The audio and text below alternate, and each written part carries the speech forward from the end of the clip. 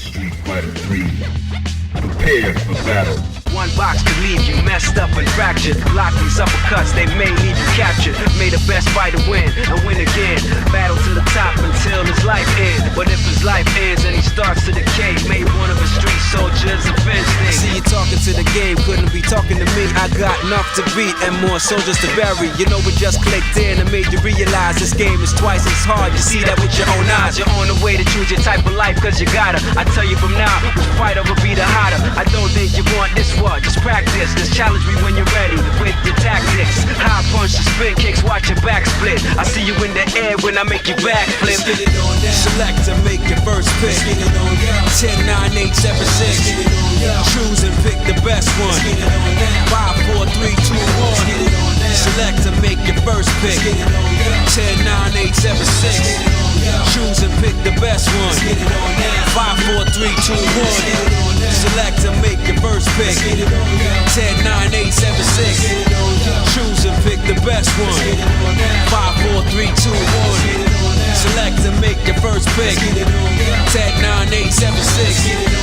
Choose and pick the best one. 5, 4, 3, 2, 1. One box could leave you messed up and fractured. Block these uppercuts, they may leave you captured. May the best fighter win and win again.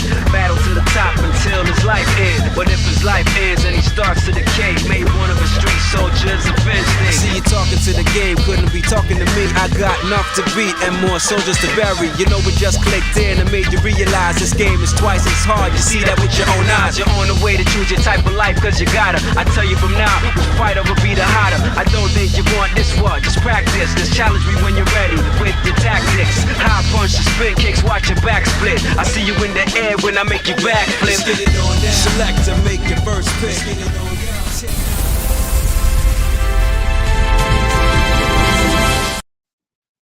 Hey, what is up, students? And welcome back, faculty, gamers, wishlist warriors, trainer analysts, and everyone who thought Summer Games Fest was over.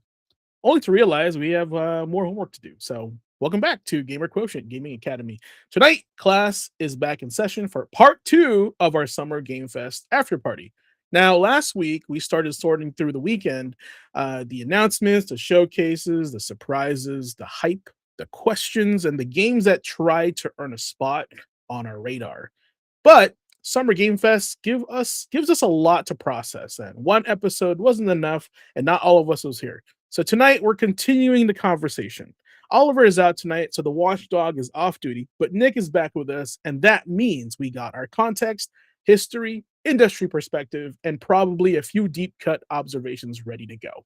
And just like last week, we're leaning into our insert coin format as well, because we're not just asking, was the trailer cool? We're asking, does this game deserve our time? Does it deserve your attention? Does it deserve your money? And also, does it deserve space in your backlog? And most importantly, does it deserve the coin? Before we insert the coin, we check our intention. We start with our why. We choose one focus. We play by feel and not by FOMO. We set small win conditions because we reflect and adjust while we protect our time. Because that is what we do when we play with intention. Now, because showcase season is designed to make everything look exciting, Gaming Academy is here to kind of slow it down for you guys. Talk it out, and whatever actually sticks after the hype fades, right? So tonight's verdicts are simple. We're going to do an insert coin. Has this earned our attention? Are we going to do a wait for continue? There's potential, but we need more information. Or is it simply just a game over? Not getting the coin right now, not even on my radar. So grab your notebooks, check your wish lists, and keep your hype meter honest. Summer Game Fest Afterparty Part 2 continues tonight. So hype gets your attention, intention decides what stays. And tonight, class is officially in session. So let me bring the guys over here and see what's going on. Welcome. Where's my bell? Oh, it's gone. More homework. Boo! There you go. That's the bell right there. Man, I returned homework is still due. Right? What is this, college? It is the academy. All right, guys, welcome back. Who are you? What do you do? Well, it's good to be back for another week, everybody. I am, of course, Blazing Ace Nelson, your professor of applied sciences. I'm the guy that goes in, digs into the mechanics, and figures out not only why they work, but why they would work with you. I'm also co-hosting a separate segment with Oliver called the Philosophy of Gaming, or PHG, where we dig a little bit deeper into a game's effect on the player as they go through it, especially for their first time, or as was the case with our previous episode, the first time in like 2-3 decades. Hi, everyone. I'm Nick. I'm back. I was sick, and it has been a crazy couple of weeks. I'm sorry I missed you last week. I am just one of the faces here on the panel. I am nothing special. I worked in the video game industry for about 20 years.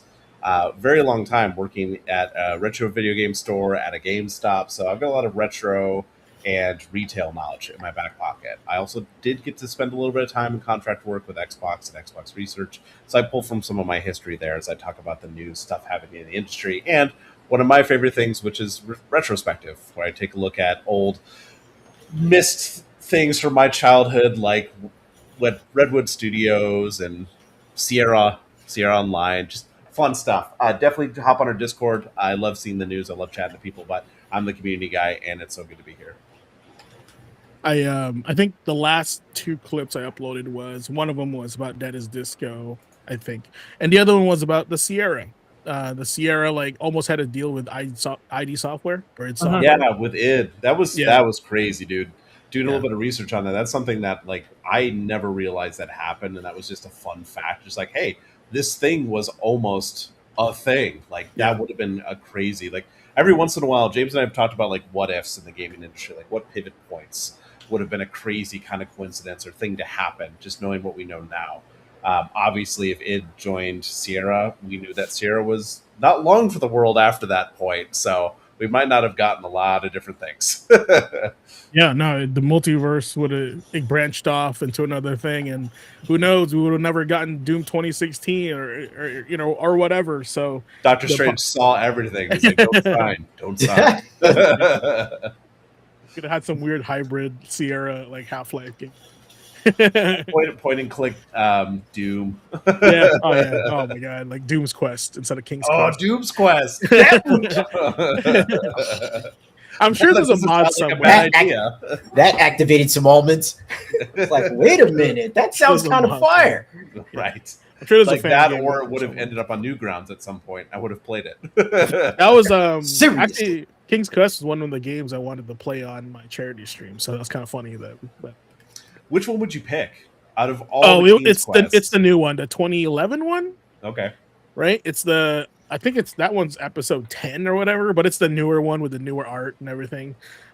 If I could play all of them like easily, not having to like emulate and go back and do all that crazy stuff, like I think I would. I just want to enjoy the old school fun of it. So. I bought the King's Quest collection on Steam. On Steam, okay. Yeah, so that you can get the collection and you don't have to run DOSBox or anything like that. Okay, cool. I got it when it was on sale, which is definitely worth it for me because I put a lot of time into King's Quest. I want to say 5 and 8. I think 5 and 8 were the 2 that I played the most. But I'd have to go back and really dive in. It's in my backlog. I'll get to it at some point when I really needed that nostalgia itch. But okay, now this coming from the guy whose favorite series has at least 10 mainline games thus far. I actually did not know that King's Quest had actually gotten all the way up to 10. Oh, yeah. Hey, Ace, it's gotten all the way to 10. Granted, Ace, usually when we're talking about Muso Good, there's Extreme Legends, there's Empires, there's Offshoots, there's Samurai Warriors. Like, at least there's no, like, chronological confusion like with Zelda or Final Fantasy until you told us recently when we found out that Dynasty Warriors 2 was 3. Yeah, that's crazy. That's wild. All right. And you learn something new every week, right? Yeah, something new for a new headache when I'm just like, great, now I have to know that and try to remember that. I'm sorry. All right. Looks like people are trickling in here. But I want to take this time to introduce myself and also the special month that we have of June. This month is usually when I do my St. Jude's Play Live for charity. So if you guys are feeling generous and want to donate to the kids for children's cancer research, feel free to check out that link there I just posted, because I will do some crazy fun stuff for the event. So for example, the first week I did was I picked a character that was voted by the community, and we just played it. We played City of the Wolves on hard mode, and then the next one I did, I played Ninja Turtles with that, and also the Punisher. But the next one I'm thinking, I wanted to kind of play this game on stream because I think it's a fun interactive game. What is that? 5 Hearts Under One Roof? Have you guys heard of that game? No. Oh man, let me get the artwork for you guys. It is a harem game. Oh boy. And I think it'd be a fun playthrough for everybody here to see. This is the sequel, but you kind of get the idea of what kind of game this is. Oh, Lord. oh. I remember seeing something about this. Okay, continue. So this would be my game of choice for the next stream play. I'm trying to see if I can get the first one here, but like I've seen other people play this game, and it's a choose your own adventure game with full motion video. Right. Basically, you got to get a girlfriend by the end of it. You either get one or you get none. Nostalgia, full motion video. Okay. Yeah. So it kind of brings me back to like that early kind of like the mid 90s, those kind of games like Sewer Shark and Night Trap, right? So oh yeah, it's kind of funny. So and then I just realized, you mentioned full motion video, and the first thing I thought was Night Trap, especially after you mentioned what kind of game this is. Right. And here's the thing though, there's a bunch of these on everywhere, even on the PlayStation, right? There was one where you pick a goddess. Like it was like a Chinese, like you wake up in this mystical land, and all these goddesses are like, "What are you doing here?" And you pick one goddess, and they all are jealous of each other. You know how that works. So, but yeah, there's pick up. It's this basically sounds like Honey Pop with less fun. Match 3. It's like pick a theme, pick an aesthetic, and they have a game for it. So it'd be a fun what single sit through playthrough. So that'd be fun, and have the community involved and be like, oh, who should I pick, chat? Kind of have a conversation about that. So you have a chat choosing your digital harem. Anything for the kids. Wow. Okay. That is happening this month. Hashtag for the kids. Yeah, that is think of the children. So not too much while you're playing that game, please. Appreciate you guys letting me participate in your Play Live programs. Awesome. And you guys that can't donate, please, sharing is plenty enough for us. So, all right. Before we get the show going, I want to kind of share and kind of talk about our kind of motto for the show. What is your gamer quotient? You guys have been hearing that. You guys have been seeing it on shirts, right? But what the hell are you talking about, GQAzndood? Well, what's your gamer quotient? It's more than just a tagline. This is actually something I thought about for a long time. It's the question at the heart of the Gaming Academy. Your gamer quotient is how you approach the hobby, right? What you play, why you play, what you learn, and how intentional you are with your time, money, energy, and attention. We talk about these things because, games are expensive, right? Your time is very limited. A lot of people here work full time.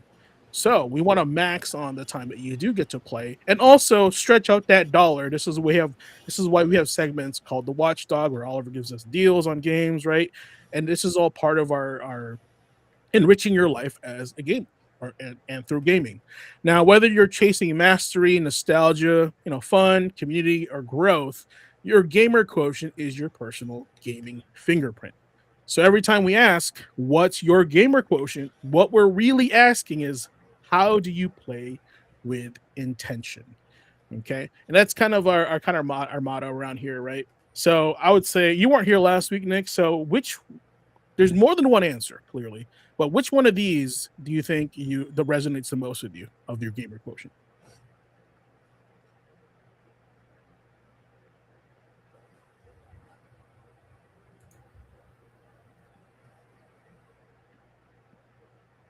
Oh, you're muted.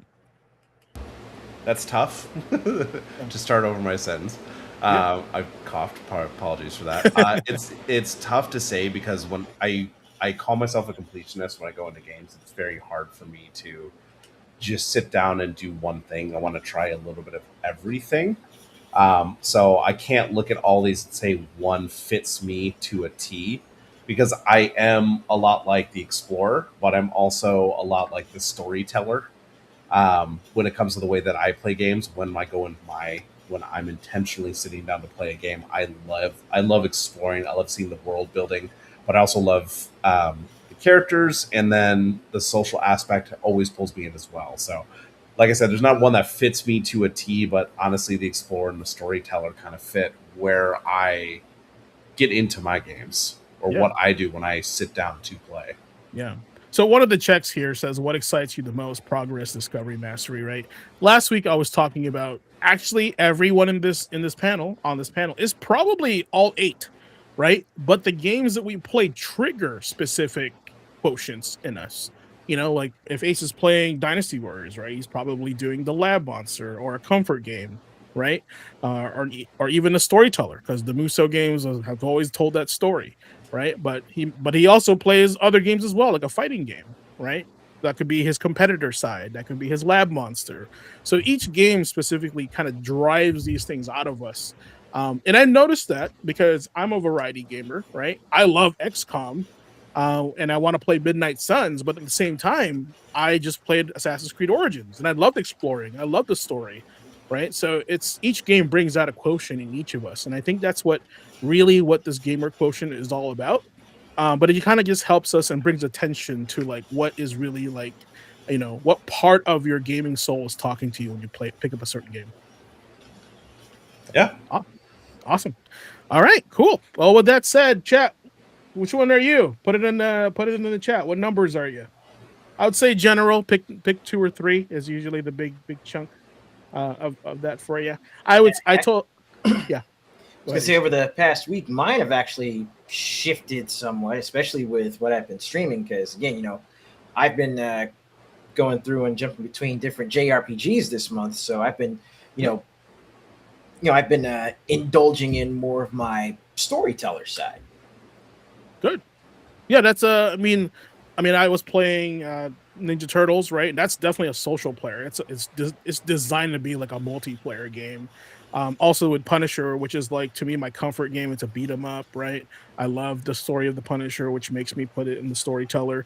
But I also played Adventures of Elliot the day after, and holy smokes, man, that game! That game, honestly, I would tell you, chat, and I don't want to go into it too much. It made me feel I was playing Chrono Trigger for the first time again. That is crazy. Like, if it made me feel good, that's it made just me awesome. Yeah, it made me feel like I discovered something new, even though I've been playing games for over 30 plus years. Adventures of Elliot really brought that child out of me. Like we were mentioning a lot of children tonight. It's crazy. But yeah, it was a good time, and it definitely has my insert coin approval, because that's exactly the segment that we're going to be leading off to here. Is if it's your first time here, guys, we are going to be covering the Summer Games Fest on our specific games of choices, but we're going to do our insert coin, basically our grading scale, right? So this part of the show basically is if you're going to get it day one, you're excited to pick it up, and insert that coin. That's going to be it for you. Guys, do you have an insert coin game right now on top of your head that came out of Summer Game Fest? Dynasty Warriors 3 Remastered. To no one's surprise. to the surprise of absolutely negative 0 people. Well, I mean, if we dive in and talk about it, there's a lot of different ones I can say that, Just take one. Well, actually, no. If I'm being serious, though, like outside of Dynasty Warriors, Gundam Rogue Orbit. Okay. Yeah, Gundam was pretty cool, man. Yeah. I immediately started. Ooh, Jagos has a good one. What did Jago say? Virtual Fighter Crossroads. Hey, that's a really good one. That's a really good one. But hey, you know what? I'm gonna stick to my bias and stick with Phantom Blade Zero. That's gonna be my choice. It's more realistic than the other ones because it's coming out relatively soon. So Honestly, then for me, I'm probably just there's a couple I really want to talk about, Yeah. but Fable will be Fable? mine. you day one. Okay. Cool. Oh, Yeah. if we're talking about All the right. stuff that's coming out, then still Dynasty Warriors. Yeah. That's All just right. off the top of my head from everything that was coming along. Like, absolutely. No, all good. Now the next one is wait for continue. This one is more like it came out, but I'm gonna hold off a little bit, maybe on the second season, the first patch, or whatever. There wasn't really a game that there was. I'm kind of thinking of it really deep on what I saw that is a wait for continue for me. Because there were a lot announced. On top of your head, anything that you're like, it looks cool, but I think I'll wait. Ocarina of Time remaster. Oh, you'll be waiting for a while. Yeah, I'll be waiting for quite a while. I'm waiting for continue because I don't have a Switch too, man. I need to figure out if I'm going to be able to afford that Yeah, that's right. one day or what I need to sell to afford it. Like, there's still more that I want to see that, like, jokes aside on it. Like, obviously, Ocarina was my favorite. So the first one that I really dived into outside of the NES one I had when I was a kid. Mhm. So that one's like, I'm excited for it, but it's just like all we got was a teaser, basically. So I'm just like, man, what is this going to be? What is it going to look like? What are we going to actually get for it? So that's an easy pick for me Okay. there. Fair. Ace, what about you? Phantom Blade Zero. Okay. You're fired. No, I'm just kidding. You're Largely fired. because I've got other stuff that I want to spend my money on first. No, you're good, you're good. I got enough day ones that's like Phantom Blade Zero is almost there. Almost, but Dynasty Warriors. Hey, the man knows what he likes. I think mine immediately, like from what I'm looking at this list, I'm curious about. I'm not a big Persona guy, but I did see that Persona 4 Dude. remake. Yeah, the revival looks good. Persona 6 has me confused. Oh, I can see why, because the aesthetic has been that metaphor for style, Yeah. right? But I think they're going back to creepy Persona 1 and 2 style now. Certainly with the color scheme, it makes you think that. Yeah, and hopefully it does. Maybe there's going to be two worlds, one anime world and one creepy world. I don't know. So, that'd be kind of fun. That'd be a nightmare for artists. Right.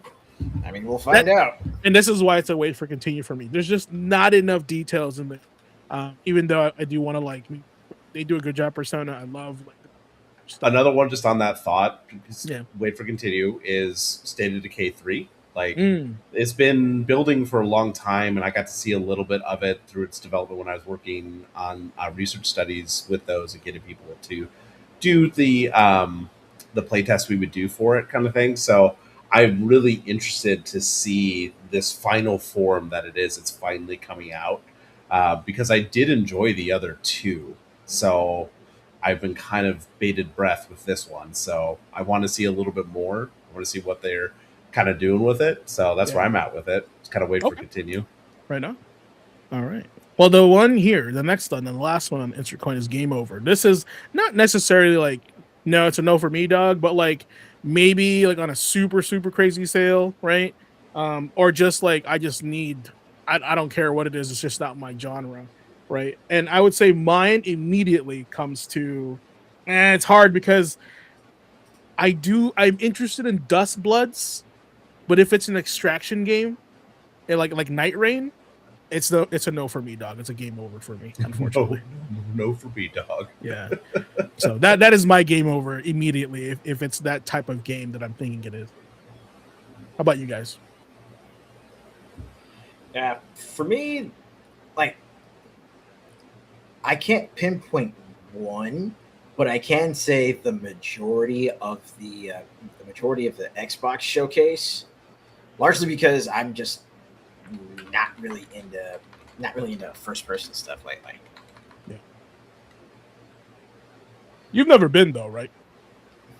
I mean, like the last time I was really into like any first person games or like first person shooters was Rise of the Triad, Heretic, Hexen, Shadow Warrior. Classic. Nice. What about you, Nick? Anything? Souls-like, any Souls-like. No, thank you. Dust Bloods. I'm done, man. Just I'm Not for burnt. you. I don't even like him anyway. Like, Wulong 2 looks good, but it's just like the moment I watch the combat, I'm just like, I'm out. Like, the closest I'll get is I really do want to check out, because I didn't play the first Stellar Blade, but the follow-up looks really good. I want to give that a shot. I really we dig the talked about aesthetic. that last time. So Yeah. all right, let's well, that's it. Let's just get going here. Let's chat about Summer Game Fest and what happened. Well, I mean, there were some other shows that came out with that too, right? There was the Xbox Direct and also the Nintendo Direct. And if you want to cover what we covered last time, check out our last episode. I think Ace talked about Stellar Blade Blood Rain, right? I talked about I didn't really talk about Phantasy Blade Zero, but I talked about Resident Evil Code Veronica remake a little bit. You know, that is kind of interesting. I do want to check that out. But I think what I really want to see more flushed out for like next time they have a show is The Last Ronin, right? TMNT The Last Ronin, Yes. Yeah. made by Platinum Games. Let's see if I That can was find one. any. That was one I sent to a buddy of mine because he's a huge like TMNT fan and kind of a collector nowadays, just like the older toys we had when we were kids, kind of thing. And I know how much he loved Last Ronin. I sent him that. I'm like, dude, Platinum Games, Last Ronin. I'm excited for this. And he's like, oh, okay. Like, I'm like, what are you talking about, man? Like, this looks so good. Very little information, like you said. Like, I do want to see more, but I'm really interested in that one as well. So I'm glad you guys at least brought it up. Yeah, no, it's I'll bring up some footage here. Yeah, and we also last week we also talked a great deal about Attack on Titan 3. Oh yeah, yeah. I mean, get us caught up on that if you want to. I don't know if you saw any of that, Nick, but let's see what we got. But yeah, with AOT3, I mean, seeing as how Oliver and I were playing two recently, we're finally going to have the game that covers the entirety of the anime from start to finish. Yeah. And they were already showcasing like a lot of the major scenes from later in the series, and it looks like they're doing them justice once again. Well, I'm gonna pull up. Go Sorry, ahead. Go ahead. No, go ahead. What are you gonna pull up? I was gonna go one by one. I'm gonna pull up the E-Day trailer. I saw that Squall was asking in chat about throwing it up, so I thought I'd throw this up. So one of the things that we kind of talked about pre-show, just for everyone in chat to understand why we're kind of starting here, I had a pretty hard whiplash. I missed the show last week. I saw this Xbox showcase when it was out on Sunday. It was at the same day as my daughter's birthday, so it's like I was already up and awake and ready to go. Put this on. I really liked the Xbox showcase. I thought it was one of their better ones in a long time. You can see the list of some of the ones up here. So I was super excited. And then a week later, now we're here, and all the news kind of breaking and rumors stuffing out about Xbox and potentially the shuttering of dev studios like Ninja Theory and Compulsion Games and potentially Double Fine. Ace brought that up as well. Like, dude, I was having such a whiplash right now because I saw a lot of things I liked, and now we're talking about them, like revisiting and like a little bit of homework, like diving into it. And then now we've got this, this like shadow hanging over us, and just like, man, I was so excited, and now I'm so unexcited again. That being said, let's talk about what we actually saw during the showcase. One of the things that I really loved right off the bat was E-Day. I'm a big fan of Gears of War. It's one of the reasons I owned an Xbox. Really enjoyed playing it. I loved seeing the E-Day gameplay, and it brought me right back to that kind of feeling that I loved with playing the original Gears of War trilogy with my buddies, especially. So I'm really excited for this game. I was really excited when they announced it. I loved the kind of tip of the cap to the Mad World song when they did that trailer announcement for E-Day. I saw that some of the changes they made to this, like there's no roadie run really. I do like that Marcus, you can see his character get into cover and kind of shuffle along the cover that's lower as things are like broken. Like actually seeing this city that we've just heard about through the games, like seeing the original city before we know it gets utterly destroyed. Like it's really cool to see like what that world was before. So I'm really excited as someone who's played the series to see its origins. I am excited for it. I am the target audience for this. Whether or not it ends up being, what I want it to be in the end or everything, like there is some things I can nitpick about it that I'm maybe not like 100% on, but I'd love to hear what you guys actually think about this too, because I can fanboy about it, but I'd rather hear what other people are saying too. Yeah. What about you, Ace? I'm definitely more on the periphery as far as being the target audience for Gears of War. You know, even even back when I had my 360, I was playing more like Final Fantasy 13, Ultimate Marvel vs. Capcom 3, Magna Carta 2. But my brother, the same brother that got me into Dynasty Warriors, blame him, was also pretty big into Gears of War. So seeing that they're actually doing this prequel and just getting to see, more action with Marcus and Dom, it's honestly it's not my cup of tea, but I'm just glad that it's out there. Yeah, for sure. I get that, and I'm not trying to like fanboy defend it or Oh anything. no, no. I just absolutely loved the original trilogy. So it's really nice to kind of like see more of it and more of it done in a good way. Mhm. Like I'm just glad they didn't continue. Like I said, the original trilogy I loved. I played 4 and 5, but this is like the kind of spiritual successor I wanted. It's not so much the character specifically, but just kind of like the tone and feel of this is kind of what I fell in love with originally. So Yeah, I feel like it's got that. back to form, as what they all say. Yeah, like kind of what I'm saying right here with him in that cover too. It feels a little more realistic. Yeah, Him kind of shuffling along there. I think one of the things they mentioned that, like, He's the got a slide, slide. the slide is is new, but he has a more dynamic feel to a covered mechanic. Like he adjusts to the size of the cover, Yeah, which is pretty cool. You're not like half like revealed. If you duck behind that like really low level, he like really like lays down on cover. So stuff like that was really a good addition. It's more. It looks like it's just more Gears of War. It's more storytelling, And if we're asking what your gamer quotient is, this is really gonna cater to that like that lore building that if you like Gears, the storyline, right? Like what happened before E-Day, because we heard so much about it in the first game because we're kind of like just thrown into it, but this is the origin, and it's just kind of cool to kind of like see this happen. it's one of the reasons I also love like the Fallout series, like seeing the world before intermixed with like the devastation afterwards. I love that kind of like this feeling when they're walking around this department store, essentially this grocery store mall kind of thing. It's just like in Fallout when you go in, you're seeing like the old technology or the future retroism, retrofuturism. There we go. Yeah. Or hell, Backwards.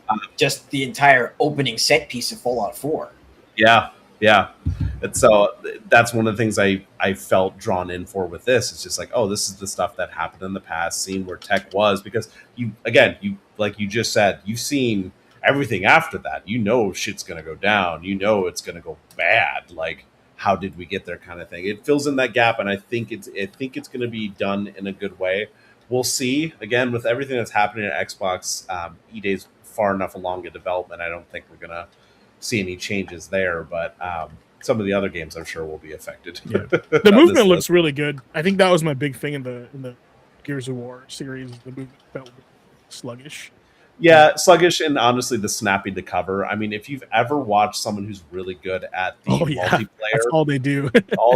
The snap, cover, jump, slide, dude. It's the same as like the slide jumpers, the slide cancels in Call of Duty. It's just like, I can't do that, man. Like, stop it. This is why I don't play multiplayer. I'm not. My skill is not unemployed. That's what they say. That's what they say. Thanks. They're making me feel bad for knowing how to do the jump cancel wave dashes in Dynasty. Hey man, if you do it, more power to you. You are the tech master. Like I would expect you to be able to do that. Like me, man. No, I said I was the explorer. I was the completionist. I'm not that. I'm not wave cancel. Speaking of no wave cancels, we were talking about this before the show as well. James, what are you feeling about this Call of Duty Modern Warfare 4?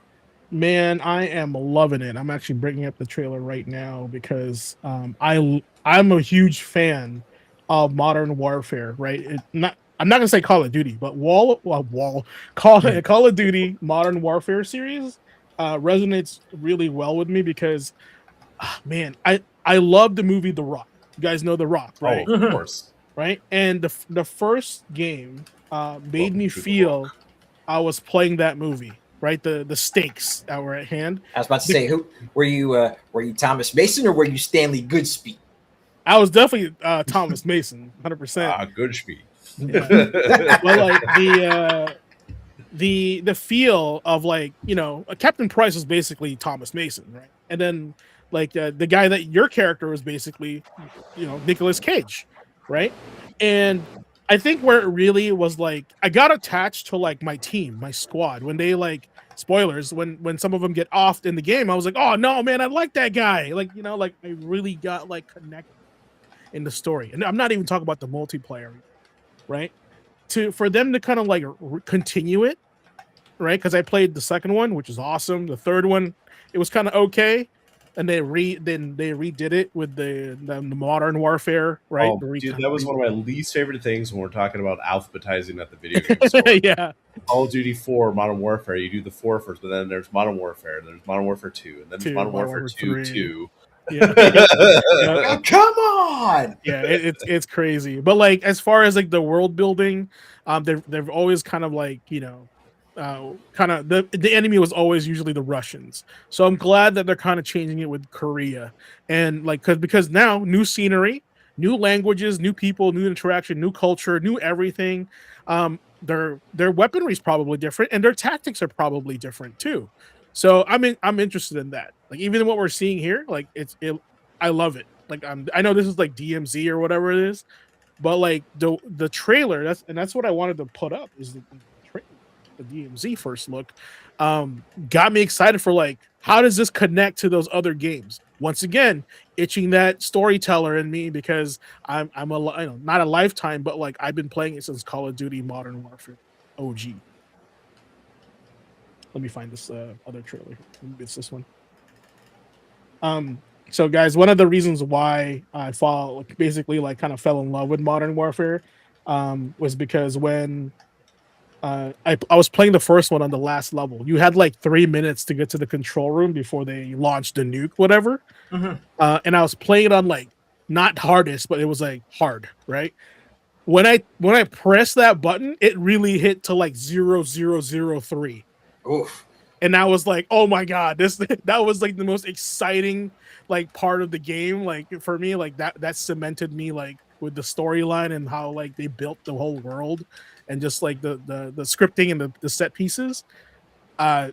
If this can bring that back to me, they have another fan or a continuous fan. So I know it's not for everyone, but like watching this, I'm already excited. Like, what's the plot? What's the story? Who am I playing? Right? And which character am I gonna get sad when they die?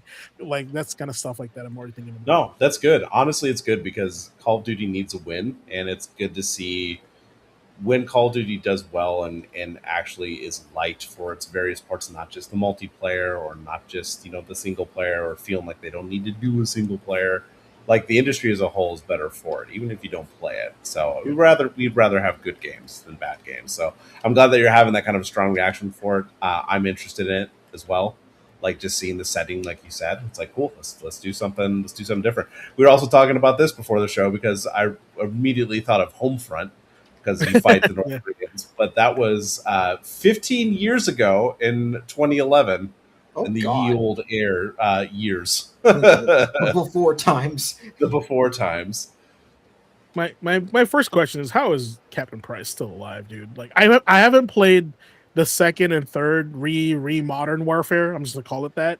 But I recognize this girl from the first game. But like he's gone through some stuff, so I'm really interested in like where they took the story. I don't even know. It's just a clone. I don't even know if Makarov is the main bad guy still. Like I don't even know if they went with that story yet. One of my playthroughs for 4th of July. There you go. I was gonna say do a little deep dive, figure out Price's story before you get into it. Yeah, because that could probably just be an entire content thing on its own. What I'd really like to see is to see the story from Price's perspective, but also from like those new Korean fighters. Like, and then maybe somewhere along the lines they meet. Like, it's almost like Battlefield, right? Where I'm sure you're going to get both. The way that they're really leaning on this, it seems like you're going to get both sides of the conflict. I mean, they've been fans of doing that before. I never realized that. But do you know who that is? That guy Price was fighting? Oh. That was Ghost. And Ghost died in the second game. Just wheeling them back out, boys. Oh no, story. Just like this Rise Coffee commercial. My man's been has been We spoiled. are farmers. We don't have to go through every single one, but I definitely wanted to call out Halo campaign involved really quick. Super shiny. I wasn't expecting it to look that shiny, but it looks good. As opposed to some of the shiny UE5 updates we've seen. It's just like, oh, why does it look shiny? That's not what it's supposed to look like. That one actually looks good, and it got me excited to see it. I already said So it's Interpoint. polished instead of shiny. Right. Very polished. I do like that we're getting new missions with Johnson that lead up to the story. All right. So that's kind of a cool addition as well. So I really dig that. So I'm more excited for this than I thought I would be after seeing this trailer, just because I'm hesitant to hang my cap on anything Halo since Infinite. This one got me back on board for okay, I do want to play this. Who's making this? Halo Studios. Okay. So 343 was shuttered and then rolled into a new studio called Halo Studios. Yeah.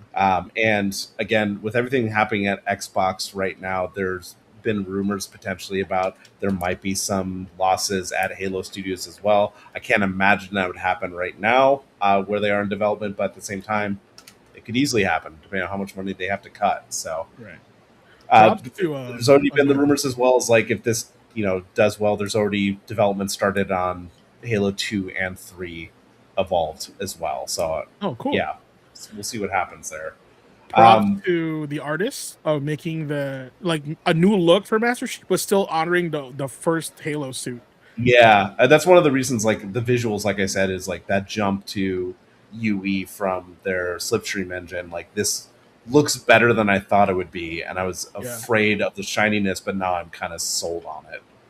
So, yeah, man. Hopefully, this maybe gets rid of some of the jank. This gets them into some of the stuff that people complained about for a while. So I don't know. We'll see. I talked about Fable at length before. We don't need to throw that one on. That one's going to be a buy for me. Yeah. The combat, from what we saw in it, does look a little clunky. So I'd be interested to see how that looks moving forward. We still got plenty of time till that game comes out. But I'm sold on it. I love the world. It's beautiful. If you haven't watched the gameplay trailer for that, watch it in your spare time. It's a beautiful world. The facial animations are a little whack when you see this beautiful world. So there's some things that I'm just they've got time to polish. I hope this gets polished up, kind of wish list stuff, but we'll see. Yeah. But yeah, that world, the moment the music hits, I'm really interested to get into that world. It's going to be great. Are they just getting rid of the morality system overall? Is that a is that a Fable thing? There's still a morality system to it, but it's not like the original Fable trilogy where you'd have horns spouting out of your head or angelic wings or a halo. They got rid of that overt kind of change, but the world reacts differently to you depending on what you do. So it's a little more complex than that, but they took away the thing that a lot of people loved, myself included, of just the physical change of you turning evil or being a goody-goody. So it's not overt, like I said, but it's still there, absolutely. Because, dude, you can literally buy most anything in that game. You can buy houses and evict people. You can fire people at will. It's messed up. You can just be a piece of shit, and people will know you in the world for it in that place. So it's there are ways to be evil that are a little more insidious and overt, like I said. So we're trying to escape reality here. Go back to it. All right, so I know that's what I'm trying to look at here. What was Valor Mortis? I don't remember that. Oh man, I remember that one coming up. I think that one was Was that? It was the first person Dark Souls game where you're in France. Yeah, the Napoleon. Yeah, Napoleon. Yeah, that's right. Yeah, it was from the creators of Ghost Runner. Interesting. So that's different. One of the games we talked about last week, since you were French Revolution Souls. Thank you, Andre. we talked about the Blood Messenger. Is that what it was? Yeah, Blood Message. Blood Message. Do you have any thoughts on that one, Nick? So I'll pull up the gameplay here in a second. But it looked like Chinese God of War gameplay. It looked really good, but you know, it looks good, but doesn't mean it plays good. So we'll see. Yeah, I had to pull it up because I completely forgot about that one. Let's see here. Oh yeah. Okay, yeah. Thanks for pulling that up. Again, it gave me that feel of Souls-like, and I didn't want to play it. I thought visually it's great. This is a game that I'll watch you or I'll watch content creators play. Yeah. Really? It's But gonna give you Souls vibe? from what if I'm thinking of the same one, Let's go. Let's fast forward to the combat here. It's like behind the back view, so it kind of gave me that like Kratos vibe. okay, I must be thinking of a different game. I don't quite. Where's Yeah, I'm thinking of a different game. I don't remember this one. But look at this. This is like so cool. Like definitely quality here. Like it's high. You know, there's some money put in this game. Probably might have been thinking Wuchang too. All right, Wolong. Yeah, it might have been. Yeah, Wings of Ember. That's right. I remember the subtitle now. Yeah, no, I don't remember this one. That scene of him stabbing the sword kind of reminded me a little bit of Uncharted. Yeah, there's a lot of that. Like, there's a scene where he like, and I'll find it here in a second, where he pushes a guy, and the guy like hits the wall, right? And it kind of reminded me that Uncharted, when you like push a guy against the wall, they react to the wall too. So it's really cool. Let's see if we can find it. Yeah, this one will have to be. I have to wait and see. Yeah, I completely conflated this with a different game. I do not remember this one. Oh, you know what I noticed too? They didn't give us any new footage on that like weird Avatar game, the Battle Against Gods or something. So here's the gameplay. There's a lot of games that have just been straight up missing that we're still wondering about. Yeah. So this feels like Last of Us right now because they're snooping around here. But once it gets into the combat, it honestly feels like God of War.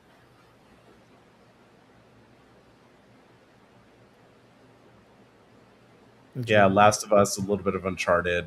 Yeah. I think I Especially say with- God of War because it's behind the camera view. Yeah, definitely. What is this action adventure? Is it? It's a single player game, yeah. Yeah, it looks like it. Yeah, like a storytelling game. Here we go. Check this out. Oh, get him, get him. Combat. There you go. Yeah, right. It's like it feels like God of War. Like, oh, I'm sure that's contextual, but like the stuff like this, it looks really interesting. I do like the setting. So it's set during the Tang Dynasty. Yeah. So from the little bit that I'm reading about it right now, I mean, it seems interesting. It's going to be basically set during the historical backdrop, and it's focusing on him and his son as they're making a journey across Asia. They're doing Asian Last of Us. That's crazy. Oh no! Many of them, Last of Us. Yeah, no, that's something I'll have to check out. It's something I completely like whiffed on. I had no idea. I don't know about you two. I saw Crazy Taxi and I'm in. They played the Offspring song and I'm like, Crazy Taxi. No need, Taxi sir. right away. I'm already on it. Yeah, no, it's I was told that I'm excited for it. And at the very end, the fact that she's like, I hope you have your passport, and it's like, oh, it's gonna do a world thing, and then it pops up with world tour. Like, dude, I am so ready for Crazy Taxi to make a comeback. The only knock I had against it is seeing this trailer again. The characters and stuff at the very beginning, right there, as he's like setting up, almost gave me Fortnite vibes. So I was a little concerned of just like what the direction was going to be. But watching this gameplay as they're driving around and stuff, it immediately brought back the nostalgia for me. And I am so excited to play like an updated version of this. My concern would just be like, how much are they charging? Is this going to be a full price game? Like, I think honestly, $29.99. One of the ways they can alleviate the price, honestly, on this type of game. Hell, just throw some ads in there, like what they did Pizza Hut and KFC last time, right? Maybe if that can alleviate the cost of the game, I'm okay with that, as long as it's not disruptive. One of the things that you do in the game is deliver pizza. So yeah, there's going to be mini games and stuff thrown in as well. I mean, considering what's been going on with Pizza Hut, and also the fact that they opened a freaking Ninja Turtle pizzeria in SoCal, Santa Monica. this is like rape. this is prime real estate for pizza advertisement here. Yeah. And here's the thing too, it's like this kind of game I think is going to be $29.99, right? This is like not a full price title. It's AA clearly. There's already been discussion that and they already revealed that they're using generative AI for this game, right? And I appreciate them disclosing that immediately versus like us finding out. But like if this game it hopefully it doesn't cost them too much to make, and hopefully it sells enough for them to be like, wow, people really like Crazy Taxi for what it is, right? Yeah. Again, like it for what it is. I'm excited to see it back. That's just kind of the vibe I had from it. But I do, like I said, it's just the fear of like the cost is like, what am I paying for this nostalgia right now? one of the things that people were bringing up was like, is there going to be a mode where it's like Crazy Taxi versus Uber, like like that type of services they're like competing against each other? Because they did say there's going to be multiplayer. Yeah, there's gonna be multiplayer. It's gonna be world tour, so we're gonna see a lot of new locales. I don't know. I'm excited for what could be, but I'm still wait and see mode. So wait for continue on that one. Wait for continue on that one. One that I'm not waiting for continue on that I'm absolutely getting right away is Vivarium. If you pull up the trailer for that one, I love the art design with this, and I was sold immediately just on that. And I'm really excited to check it out. And it's not my usual vibe. It's not a game that I usually will sit down and play. It's definitely one I have to like hear through the grapevine and I'll check out and eventually love. Like I saw the trailer for that and I wanted to play it right away. And I don't know if it's just like where I'm at in my life right now. Like I figured this would be something my wife would want to check out too. But I love this older anime aesthetic that they have to it. Like go for it. I said, what did I call this, Ace? Not Ni no Kuni? Yeah, pretty much. Because the first thought that came around was like, what is this? Studio Ghibli? A little bit. It's cool. It's endearing. It's charming. Yeah, and that's really what pulled me in. Was just like, man, this is not the usual kind of game that I play, but just seeing the art style and what they're kind of the vibe they're going for on this, like, cool, man. I'm checking this out. I want to get into this game. It seems cool. And it struck me as well because there was a couple of my friends that told me the same thing when we kind of did our like meetup afterwards. Like, hey, did you check out the showcase? What do you think? And a couple of them who do not play games like this as well specifically call out this game. And I think it's just like you said, that vibe that it gives out. And it just got me interested, man. I don't know. I was like shocked by this. Like, so you're like in a module, like, are they self-aware that they're in a module? Like, stuff like that, like, was really... Yeah, that's what we're going to see. I mean, it kind of reminds me a little bit of just that when we first got the Grounded game. It's just like, do they know they're shrunk? Like, is it going to be a little tongue-in-cheek? Like, are they trying to get back into the real world, or what's going to happen? So, we'll see what happens with that. But that's just one I remember seeing and being like, oh, this is different. This is not something I would normally go for. Same with Bad Magpie. Gave me finally another guy with good taste in the show. Yeah, dude. Like Bad Magpie sold me immediately. I did play a lot of Goose Game when it came out, but Bad Magpie is like, I can't wait to be a terror. I brought that up at work because we have a gaming channel at work, and I said my favorite game on the show was Bad Magpie. And they're like, what the heck is that? And I said, Bad Magpie is, I'm finna be a nuisance on purpose. So I had to show him the trailer. And then the conversation went to, is it even a bird if it can't fly? I was like, what the heck? This gave me like a Ren and Stimpy vibe. A little bit, yeah, a little bit. I don't know, man. It's just, especially that first scene when there's like they're seeing the fire in their eyes and they're freaking out, and then just watching this cool. Magpie just like this part right here where I was like, oh, it's sad. There's a sad story. He's left alone, but then he just becomes a terror, and I'm like, great, cool. This is his origin story. this is his villain arc. Yeah. Yeah, I like the art. Yeah, it's the same reason I liked Duck Game or Goose Game back in the day. It was just like the simplistic nature of it, but just the fun you can have with it, just the entertainment factor. So yeah, man, that's one that stuck out with me. You The know, rest of the stuff on the showcase were pretty straightforward. Ace, I don't know. I've been talking a lot. I know you heard last week. Was there anything else from this showcase before I pull up the other one? Uh, no, I think we've pretty much just gone all the way down the list. Now, again, while I'm not very much into the whole first person thing, I do like the vibes that I got off of Magicians and Clockwork Revolution. That's true. Magicians did have some really cool things going on with it too. I completely forgot about that one. I'm interested to see where that goes. is Definitely. is Clockwork like our new Bioshock without having been without Yeah, Kinda. honestly, yes. yeah. But that's one that I'm planning on definitely checking out, just because of that Bioware hole in their lives right now that will probably never be filled at this point.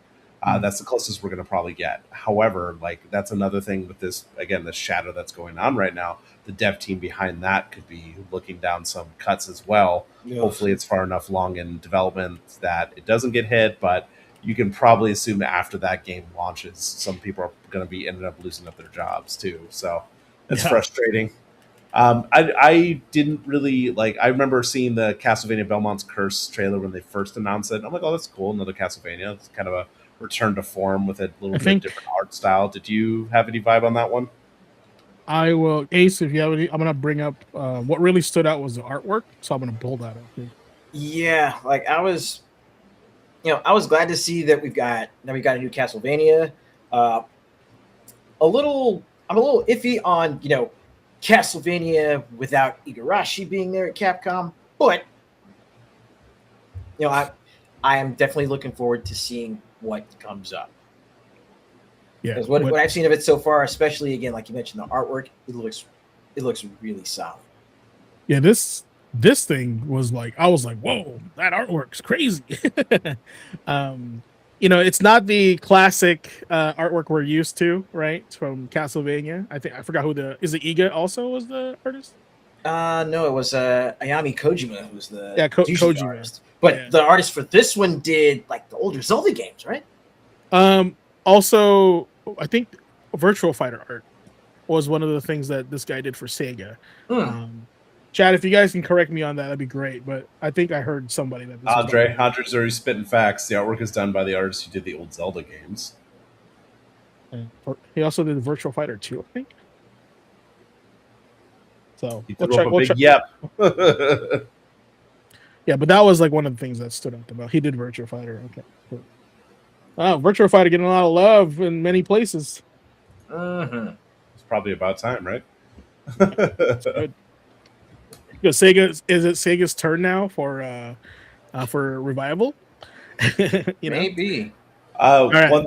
One thing we did before we shove off that again, the shadow of what's happening potentially at Xbox, and Chad was talking about a little bit earlier, seeing Senua there from Ninja Theory, like I was really happy to see that there was combat back in there. I know that the last game did not sell very well. It was a great experience, but very short, and some people would hesitate to call a game. I mean, they'll make the argument for that. So I'd like to see that Senua was kind of like taking a step forward. I was really excited for that. But now hearing that Ninja Theory is potentially being shut down, like after that game gets announced week later, it's like the team could potentially get shuttered. Like it seriously feels like they were. It seriously feels like they were planning on shutting the team down while that game was still in development. Like, now we'll still announce it and like see if we could get some investors, but nah, done.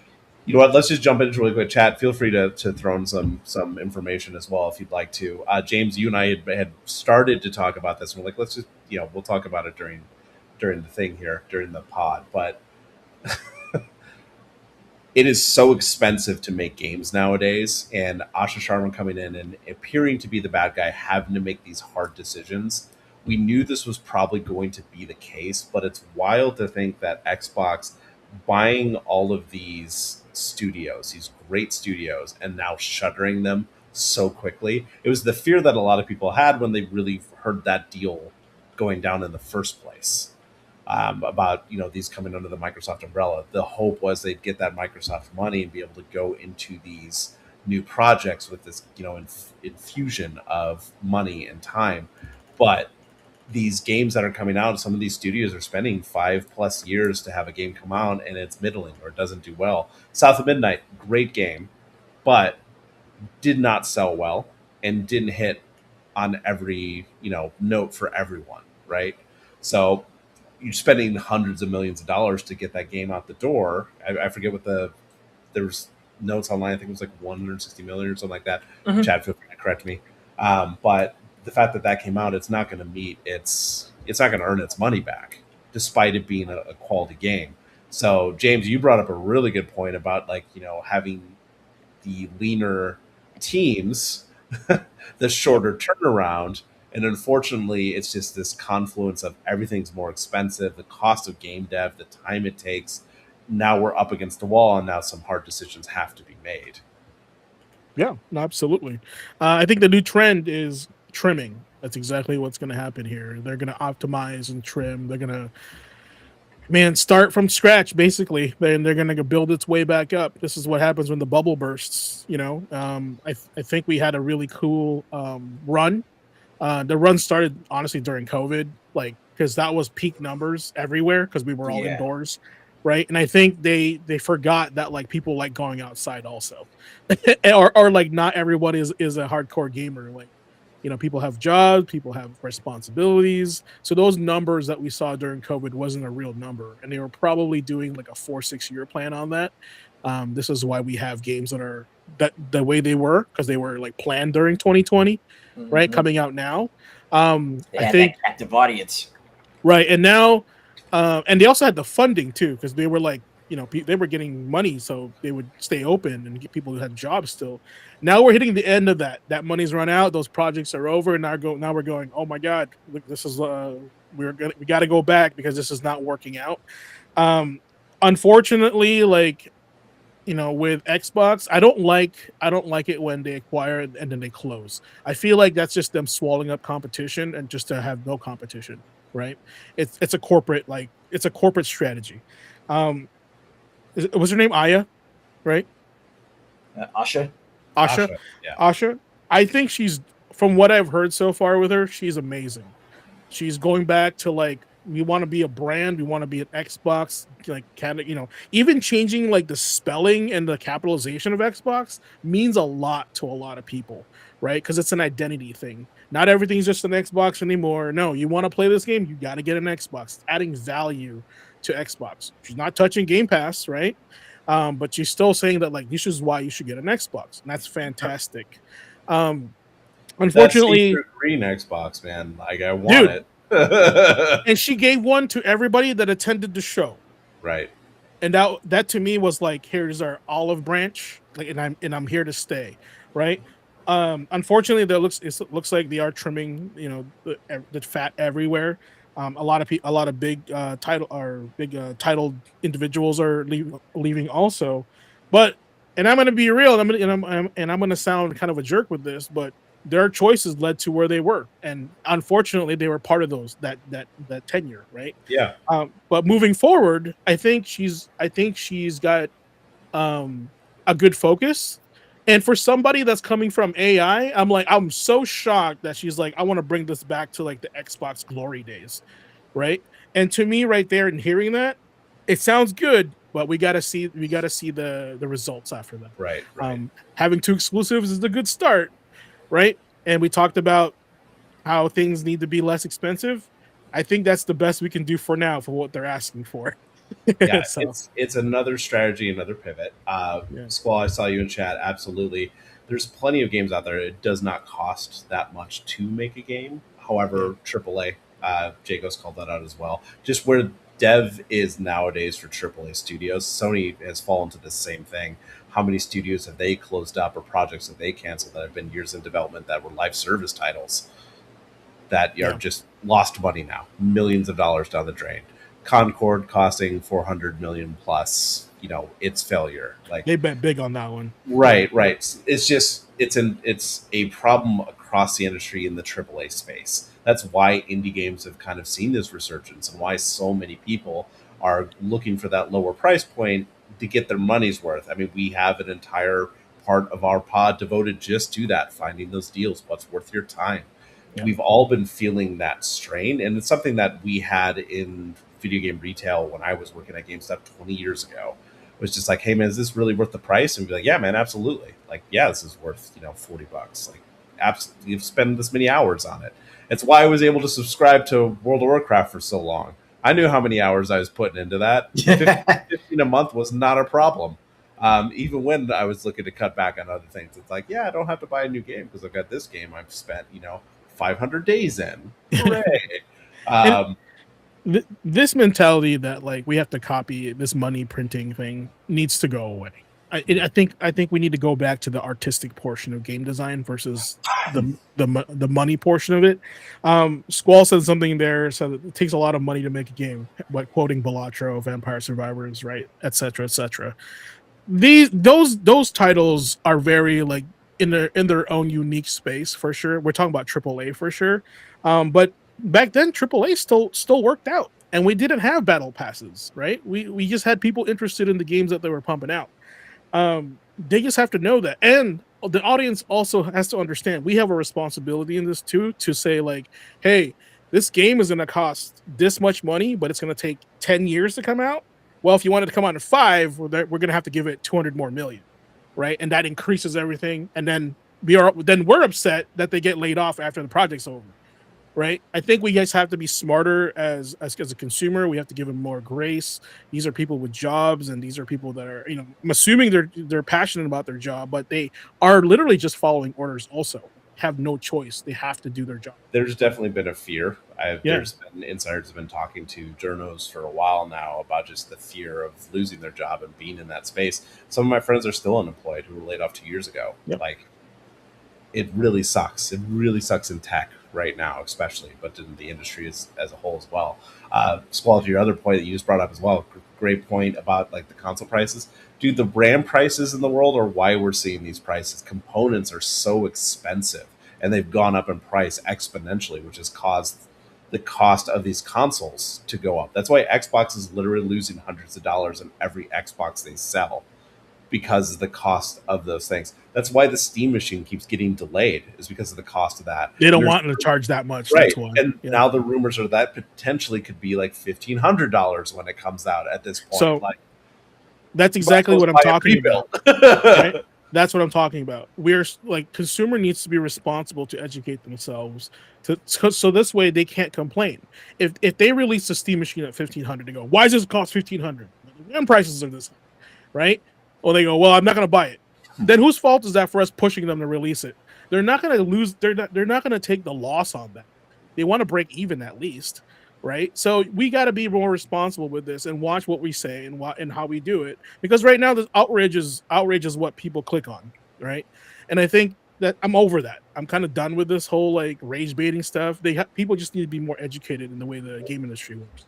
Well, and that's part of the reason we talk and discuss things. Just being open to talk about it is really the big thing. That's why I love talking to chat about this during the pod. Like, I've been in that space before. It's the only reason that I've been able to be like, oh shit, there's a lot going on here. This kind of sucks. There's so many people that has gotten disillusioned over the years with gaming. The amount of like talent it's chewed up as well. And this is not just to like shit on gaming the entire time. We've talked ad nauseum before about how this generation in particular feels kind of flat with all the things that are happened and all the trends that have come through. So it's just the reality we face. So in that reality, what do we have to look forward to? What kind of wins can we find? That's why we've gotten those Balatros. That's why we've got Vampire Survivors, both great games that we need those games. Yeah. And Expedition 33, another really good example of talent that left, created their own thing. Like, that's always been the circle of life in the gaming industry, and released something great. Not every game is like that. You can go on Steam and see a lot of trash. I want to address Jagos and Squall and Andre in chat because they're throwing some heat, on the conversation, which is good. Would games like Black Myth Wukong, Stellar Blade, I'm gonna even say Expedition 33, would they even be in the spotlight if the industry wasn't the way it is? That's a very good point. Because I mean, it's like with the industry, being the way it is, between prices, between just the general environment of disillusionment from all angles, really. Then you see games like Expedition 33, games like Ball Pit, ones that seem like they're rare in just what they call back to, and just the kind of fun that people have been having with them. The fact that the fact that those games seem rare in this space, that's part of why they hit so hard and why they've done so well. I would say that to answer your question, James, and to add to this combo, the as the great man, Macho Man Randy Savage always said, the cream rises to the top. Those games would have still have gotten that just if the price aside, where the industry is with AAA versus indie aside, those games were such great experiences and such great entertainment. They were always going to find that success. I think even if that wasn't the case with the current industry, that they just are that singular, they're that different. You can go into a whole conversation about like, would the industry have gone, the people who had lost their jobs that formed Expedition 33, if that never had happened, would that been a what if where we wouldn't have got that game? Not trying to go that deep. I just think that as those games had released, if we didn't have the current crunch with everything, I think those games still would have risen. They're that good. They're that good of an experience. And that's what we're trying to, I think, talk about a little bit right now, which is just creating those experiences should be the focus, should be the factor. It shouldn't be the trend chasing. It shouldn't be the engagement metrics that have been the end all be all of what the AAA space has been, trying to keep people engaged for that specific amount of time, coming back that often for their daily quest to get the little drip feed that's happening. I understand the business side of it. That's what's working, and that's why people do chase that trend. But I think we're starting to get that pushback now where people are just burnt out on that. They don't have the time, they don't have the money. So where do we go from here? Yeah, I'm going to disagree a little bit on that, because like we got games like Lost Souls aside, right? These games that were like featured years ago, like genre, action combat, Devil May Cry. You slip something in that's very similar to that, and they got to stick out more, right, from everything else. So I think if we weren't so focused on like Game Pass bad, extraction shooter bad, right? Season Pass bad, and then I don't think these other games would have gotten that much attention. From if all the other games were following practice to what they were good at. That's just me. That's why it's an opinion. Sure, I can understand that. I can still say that because of what they did differently within their genres, or return to an older genre, is still different than anything that's happening at the time. Even if you didn't have those other trends, the return to turn-based that they did with Expedition hit on like what was similar with some of the games that were popular with like the Persona series or Metaphor. Sure. Just kind of like a modern update to that.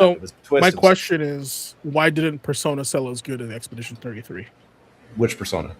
I would say the latest one is the best one to compete with, right? Is it the 3 remake? Oh, because it's a remake.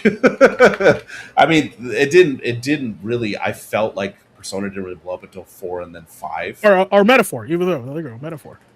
Metaphor was a little bit different because that was, I feel, what's the best way to put this? It feels niche. It's not a mass market appeal kind of game. Just like the Persona games aren't really a mass market appeal. I'm not saying they don't have fans. I'm not saying they don't sell well. I'm just saying like especially when I'm leaning on my experience of like working in the video game store, those were never the big movers. They're niche. They're more of like a different audience across seas. Not big in the US. No, yeah, I understand it, but like, what would draw somebody to play Expedition 33 then? Because if you don't play the game, you look at it from just what it looks like. It looks just like another RPG. There's nothing. I don't think it does though. The art style is unique and different, and it's leaning on like it's definitely French, very French. It's different than anything else that's on the market. It stood out immediately the moment you saw it. It's different than what you're seeing.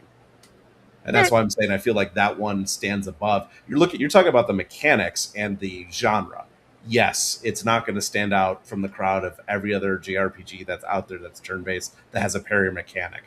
That's not going to stand out to you because you've played those genres for a while. I'm talking from like the marketing side of it. What I'm seeing with my eyeballs, my own 2 eyes, it's different. It's something that's different. It's an experience that was crafted. Right, and again, both of what we're talking about is our own personal bias that we're bringing into it. Same with anyone that's watching it, for sure.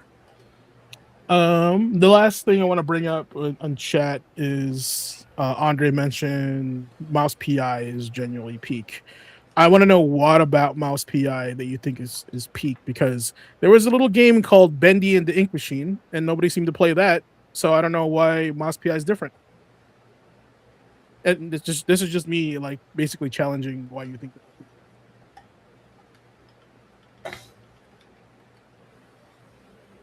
Does anybody know Bendy and the Ink Machine?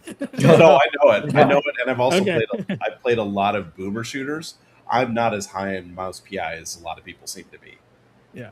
No, I'm not like disclaiming. I just want to know why he feels that. Why he feels that way? Yeah. Because peak is a pretty strong statement. For me, I always, at least for as far as Mouse PI goes, and this is not flaming. I think it's still a fun experience. Yeah. For me, it's like I enjoy the art more than the actual game. That's and I think that's why I brought it up. I compared it to, because visually, that's what it made me think of Bendy when I first saw it. I haven't played it. So.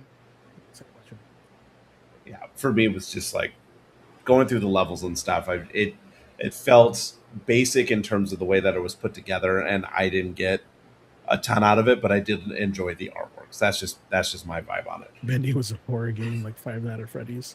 Cool. No, I just like hearing what you guys, you know, if you guys say something, I want to know why you said it and what's your reasoning behind it. So that's cool. Yep, this is the Academy. You got to show your work. Yep. This is like the open forum in Greece, but it's not. It's like Detroit. All right. Ace, what are we selling today? That's a good question. So look, before we move on to our next segment, please do me a favor, as per usual. Take a good look at the screen. And just pay close attention, because this right here, this is giving full late night survival horror, city in danger, main character energy. All right. The rain's falling, the neon is glowing, the tension is high, and somehow, the Gamer Quotient t-shirt is still passing the fit check. Anyone else know why? Let me tell you. This one's for the players. It's for the thinkers, for the legends, the ones who don't just press start, but the ones who, as we always like to say, play with intention. And yes, since we're leaning into that Aya Brea Parasite Eve vibe, we have to say it. Mitochondria may be the powerhouse, but this tee is the power fit. The official Gamer Quotient t-shirt is clean, comfortable. It's made for everyday gamer style. So whether you're heading out, jumping on stream, surviving a backlog outbreak, or just trying to level up your wardrobe, this tee is going to bring the brand with you. Premium comfort, iconic design, built for gamers. And again, we wouldn't sell this, we wouldn't advertise this if we didn't have personal experience with the merch ourselves. So do us a favor, even if you're not going to buy just yet, if you feel like you're ready to level up your style, head over to gamerquotient-shop.fourthwall.com. Give it a look. Grab the official Gamer Quotient t-shirt, support the show, and remember to always ask yourself, what's your Gamer Quotient? Step back. Go ahead. I was about to say, just, step back into style, step back into leveling up your style. And once again, just head over to that link, give it a look, let us know what you think. gamerquotient-shop.fourthwall.com. Squall asks if he can get the girl with the shirt. Well, we can't sell humans yet. So we have to be partner first before we can do that. So eventually. But we could work on some posters. You got to buy the shirt first. It leads up to that. Thanks, Ace. You have to level up the store, and you only level up the store by buying from the store. Seeing Aya Brea in like real life is pretty cool too. Like, it's kind of neat. Like IMO. All right, next part, Nintendo Direct. Oh, really quick fan cast for Parasite Eve. Sydney Sweeney is Aya. Stop putting her in everything. She doesn't need to be in everything. You're only doing that because she says as part of her contract things, she has to be topless once in the movie. This is the first I'm hearing of it. It's not actually in her contract. It just seems like it. So just you and your fan cast. Come on, Ace. Next, you're gonna tell me Lou Boo should be played by Sydney Sweeney. Oh, bro, no. Martin Ford. Nintendo Direct for me, obviously, it's Ocarina of Time is my big takeaway. A analytics firm said of all the SGF stuff that has been shown, that was the one trailer that got the most attention and most views when they looked at all the information and all the analytics behind it. Big surprise, nostalgia coming in hot for what is essentially a teaser trailer. And that hurts my soul. It's going to be a long way away. And we talked about this too with the cost of everything. I don't have a Switch 2, man. The only reason I have a Switch 1 is because a friend of mine was so nice and gave us one because we just had a daughter and we talked about wanting to have some of those old school Mario games to play with her as she grew up and have more educational stuff. It was always my intention to get a Switch, just couldn't afford it with everything changing in our lives. So the fact that I have to get a Switch 2 if I want to play the Ocarina of Time remake makes me so sad. Because I really do want to play this because I just love the original so much. But like I said, it's I'm gonna have to wait, dude. Like, what are we even getting out of this? What do you guys? What's your take on it?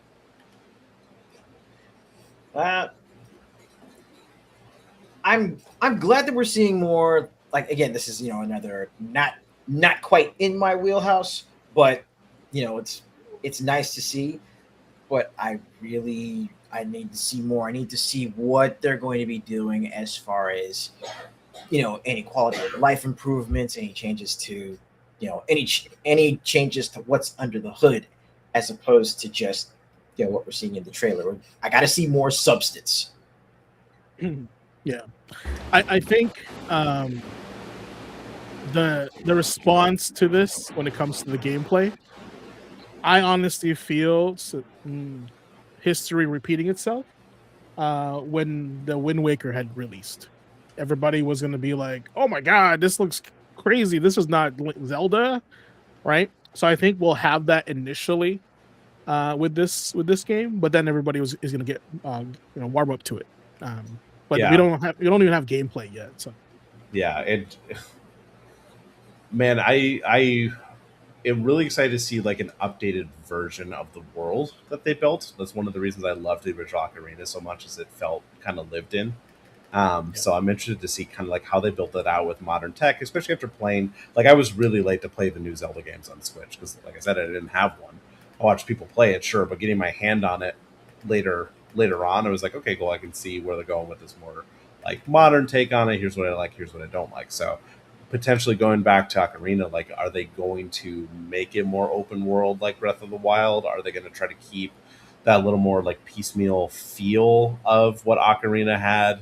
Like, not so much zones, but you know what I mean? Like that more focused kind of like world. I'm hoping it's more like that, just because that's what I loved about those and what I liked but didn't love about the newer titles. So it's that story, it's that world, and trying to find a balance, I think, is going to be tough for them. But that's just my take on it. yeah, that's their challenge, right? I think going to appease the diehards. Like for example, Oliver does not like Final Fantasy VII remake, right? He wants it preferably the old style. So if you change it too much, you're kind of hurting the old fan base. But if you don't change it enough, it's just like, it's just like the old game. So you have to balance it out really carefully. Yeah, then it's not a remake; it's a remaster. It's that whole Yeah. conversation again. Like, why are you putting time, effort, and money behind a project that's just going to displease out of the gate, kind of thing? So that's Exactly. tough.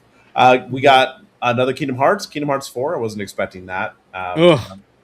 Do tell. What is that response? Bro, the people that I feel the feel bad the most for are Kingdom Hearts fans, because they, like, when was the teaser announced for this game, right? And they're only getting It's another been a teaser. Yeah, and then the update is another teaser. So like the next update will be a teaser that's 2 more minutes. Like, it's wild. I feel bad because, like, I know they're just like raving fans on this game. I'm not a raving fan. I don't understand the appeal. right? But what I am seeing is they're slightly going away from the Disney and more into the Square side of things to keep it more, I guess, available, right? Because you're not messing with licensing. Mhm. But like I saw this and I'm like, this is Final Fantasy 16, like with the Kingdom Hearts sticker over it. So not sure yet, and I'm not sure how I feel about Eminem being in the game also. Yeah. You'll see that here in a second. But yeah, you look at this and you're like, this is Final Fantasy 16, right? But if you think about it, I think 16 is Kingdom Hearts because that Kingdom Hearts came out first. Yep. Get ready for more Kingdom Hearts memes. We're just gonna keep going. They already had enough lore, but now we're gonna need even more.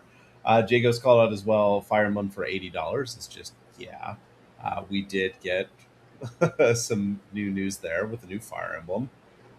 We also got Star Fox. You talked about Dustbloods a little bit earlier. Yeah. We got some definitive editions, some Switch 2 editions of a bunch of games. Was there anything that kind of stuck out for you guys that you saw from this list? Nothing, I think, beyond those couple that we mentioned already were like those were the bigger surprises for me. Yeah, one that really stuck out for me actually is I'm so glad you scrolled down to it. That right there in the middle, Atelier Caria, aka, from the looks of it, a direct sequel to Atelier Yumiya. That's right. That's right. You were Awesome. telling us about that because you're big on the Atelier games. So go on. Well, I mean, I'm getting back into playing through Yumiya right now, and I'm having a blast with it because again, it's how like every trilogy, the gameplay tends to, tends to be something different. Whether it's more turn-based or whether it's more strategy, or more of the sim, more simulation-based. But the action combat in Yumiya has really stuck with me, and seeing that we're going to be getting more of it with this second game, it looks like they're going to be continuing that formula of like 3 games basically in the same setting, or with like the same context informing the game, from mechanics to the visuals. And it just, honestly, I look at this and I'm going, there's just more there of what I'm enjoying from the previous game. Let's see where this goes. Yeah, looks good. Gus does a good job of making visuals. Squall mentioned something cool that I totally forgot. Oh, heck yeah! Muramasa is coming back, baby. Mm-hmm. # blessed. Yeah, Revenant Blades. I was really excited to see that. Yeah, I love the Delaware games just because of their art. this was my choice for the direct. I didn't watch the direct, but if you guys notice, this is Vampire Survivors, but with Jujutsu Kaisen as the skid over it. What? And I'm totally here for this. This is cool. Okay, we were just talking about like nobody cares about AAA titles anymore. We need Vampire Survivors and Balatro. And here I am being an example of it, 100%. Like, absolutely. Like, we were talking about Legend of Zelda a second ago, and I'm like, no, Jujutsu Kaisen, baby. This is so cool. It's like, they don't need millions of dollars to make us happy. Just have a good idea, right? So, yeah, I mean, like, who knew that Jujutsu Kaisen was a choice for those Survivor series? I certainly didn't. This is so cool, though. I also didn't think that Vampire Survivors would do a Contra crossover, but they did. I know. And Castlevania, thank God. It was awesome. Yeah, Castlevania was like, dude, absolutely do that. And that was actually one of my favorite DLCs.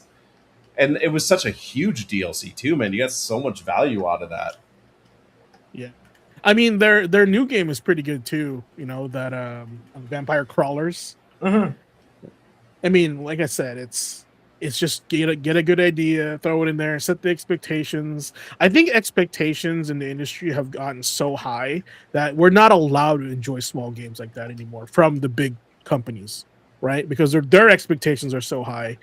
Because the next game I want to talk about is Final Fantasy Resonance. Please, Nick, do you know much about this yet? No. You're gonna love this, my friend. Do you remember the mobile game? Do you remember the mobile game Brave Exvius? Yes, I do. They canceled that mobile game. They took the assets from that and finally gave us a true to form Final Fantasy RPG. Okay. Yeah, so I'll pull up the gameplay here. I was gonna say our the old GM of the place we used to work at was a huge Brave Exvius player. Yeah, And not and it's not just a new Final Fantasy, but it's a new Final Fantasy in HD 2D. oh yeah, yeah. I mean, so they from what I've read so far, they're taking the first portion of the story from the mobile game, turning it into a full-fledged RPG, right? And then they're adding more stuff to it because you're going to be able to summon the characters from all across Final Fantasy as visions, as you see on the screen here. But to get that Final Fantasy feeling back, like we did with 6, guys, here it is. We have it finally, I was right? about to say, And like, now considering what they're doing with this, you know for a fact that this is going to get people chomping at the bit to have Square Enix go, okay, now just remake Final Fantasy 6 like this. well, I think what's going to happen is this is their test for that, right? And because they're using reuse assets, obviously. So they're not spending too much money on this, but they're going to get a feel of how this game goes. It's new enough for people that didn't follow the mobile game to check it out, and it's got that itch for you if you like, if you're a retro Final Fantasy player. Also, that art is new. I think that's a great addition to that, and I think they're adding voice acting. But the fact that you can get characters from all across the Final Fantasies will be this Final Fantasy is for everyone, right? Because honestly, like this is the true to form Final Fantasy, and if you wanted the action one, you're probably a newer Final Fantasy player, and this is why you have 15 and 16 for that, right? But if you want to go back to the classic, but you want a new game, this is probably what you want after that as well. So, yeah, just seeing this, like seeing Cloud, Warrior of Light, is that Zidane, and then is that Terra? Is that Terra? She's blonde though, so I thought it was Maria. It's just so cool. Like I'm excited to see these cutscenes as well. Like I am excited for this. By the way, the game sold out on the pre-order. I tried to pre-order this bad boy on the collector's edition. No, not allowed. So you're saying this was the mobile game? Just they took it down to repackage it and flesh it out. Yeah, they took because the mobile game isn't like this. The mobile game is like it's a gotcha game, right? Right. So they're actually turning it into a real RPG, a turn-based RPG. But all these assets were from even like the creature you're fighting right there. They're all from the mobile game. The cutscenes, mobile game, everything. Okay. So just reusing the assets that they have is really smart. It's probably a lower cost for them to get this out the door. Absolutely. And I love the 2.5D effects. Like that's like a big sales point for me for like if you want to go back to the old school. Like I love that that style, and I'm not sure if it's common across the board, but I think it's a good way to refresh the 2D pixel art. All right. This makes me interested. Yeah, that's right, Jagos. That's right. That's the point. All right. What else did you guys want to see? I mean, that was most of the stuff from the Nintendo one that really wanted to call out. Yeah. Or talk about. I mean, you guys already talked about a bunch. We already covered a lot of other things. What was your takeaway as a whole from the entire Summer Games Fest lineup of stuff? I mean, it's our replacement for E3. Was this year worth it? Was it good? The thing that I said about the future of gaming, despite everything that we've learned since. the thing that I said last episode was that if you guys paid attention to the games that were announced, right? I don't think there was one live service game. And I think this is what I mean. Like those games have been done. Like they want to finish those projects. They're all finished now, right? And hopefully they're seeing like the community going, we don't want this. We want true to form. We're back to what you're popular for. Unfortunately, I think it's gone to a point where it's a little bit late. But going back to the show, it was really a relief. That's my best one. To see all the single player games, story based games come back in triple to single A, I'm seeing Vampire Survivors. I'm liking Blood Messenger, right? Phantom Blade Zero, like they're all Bad Magpie. There's games across the board for me, right? And I think like to go back to our core conversation, from my perspective, if games need to take 10 years to release, I don't like that. But if people get to work for that long and they release a masterpiece out of it, right? I think that's worth waiting for, especially when there's a whole ass backlog I can go back to, indie games to fit, to kind of fill in the gaps while I wait for a really good quality game, just so people and people that are in the industry can keep their jobs and and maintain the thing they like doing the most. So that's my take on that. Yeah. There's a lot of things to look forward to.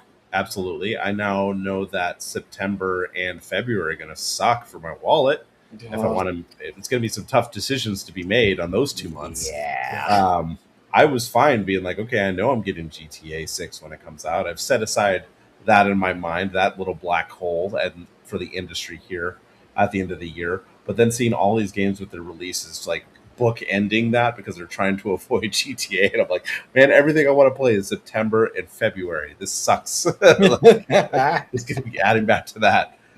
So yeah, it's. I think overall it was good. It was, like you said, a lot of people leaning into this for Sony, especially, were really harping on Sony needing to go back to that single player or needing to at least get away from the live service side of things. I think the writing's been on the wall for a while there. Like you said, the trends, the things that are happening for that company, the decisions they've made, the projects they've shuttered. So it was good to see that. We still have a lot of games that are in this, like, not being talked about or we haven't heard from since. Intergalactic, we haven't heard anything about. Potentially, there's another Uncharted project in the works somewhere, somehow. I'm excited for that. There's still plenty of reasons to be excited for the future of games. It's just whether or not we can get there with all the changes that are happening.